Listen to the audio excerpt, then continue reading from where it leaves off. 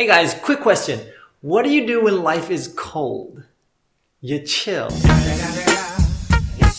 Alright, today I want to talk to you about why it's important to learn to be alone. When I was in college, I took acting classes. During those 2 semesters, I not only learned about acting skills, but also developed a sort of philosophy of life. And it goes like this. 10% of the time, you're on the stage, you're under the limelight, looking all glamorous, savoring the applause from your passionate crowd. Those are the good moments in life.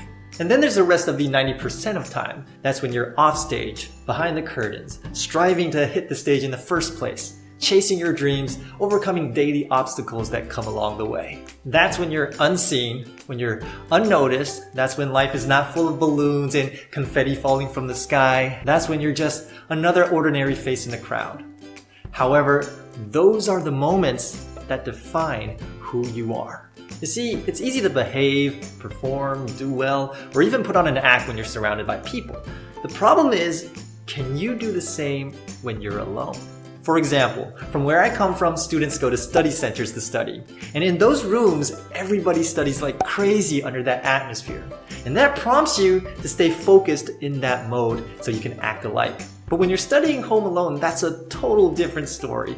We're all experiencing that, right? When we're home alone studying, we might be really studying at first, but then you can't help yourself and you start turning on the TV, you watch TV for a bit, and then you get your hands on your smartphone for a bit, you start watching YouTube for a bit, you watch my videos for a bit, hopefully. And then you get tired and you nap for a bit. And after that, you might get back to studying a little bit more. It's much harder to behave and perform well when we're by ourselves. Because when we're alone, to be honest, we just want to chill. It's human nature. When we're alone, we're more prone to our weaknesses. We become lazier, we tend to waste more time, we become less productive, we're much more easily enticed by negative things surrounding us, need not to mention.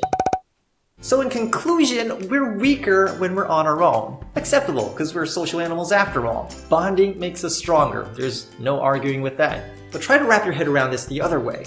What if we could bring out the best in ourselves even when there's no one out there to give us credit for it? You're the only person you're responsible to. You're the only person who sees your own deeds. If we could manage to keep ourselves in shape, both physically and mentally in solitary, wouldn't we be able to bring out even better results when we're in a crowd? Life is like a soccer game. It requires intense teamwork, but also excellence in individual skill.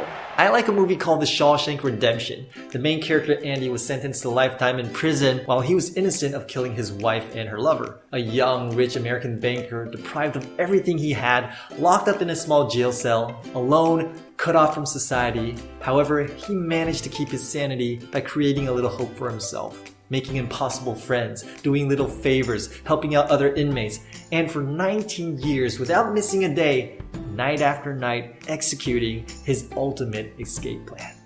It tells you how a glimmer of hope can drive people to do the impossible. It tells you how strong self-discipline and managing the environment can make people do the incredible. So to wrap it up, learn how to live with yourself. If you master that, you can confidently, easily fit into any condition, either in abundance or poverty, in the public eye or when alone. There are both things that you can take away either when you're in a group of people or when you're all alone. But it's those 90% of moments that make who we are. Peace.